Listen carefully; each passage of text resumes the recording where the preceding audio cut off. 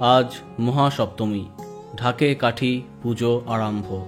এই সময়টার জন্য সারা বছর অপেক্ষা করে বাঙালি। এইবারও সবাই মেতে উঠল শারদীয়ার আমেজে।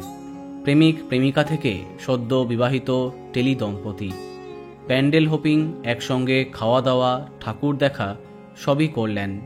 চলো দেখে নিই সপ্তমীর দিন আমাদের প্রিয় তারকাদের পুজো, প্রেম এবং সাজগোজ। এদের মধ্যে তোমার কাকে পছন্দ হলো কমেন্টে জানাতে পারো।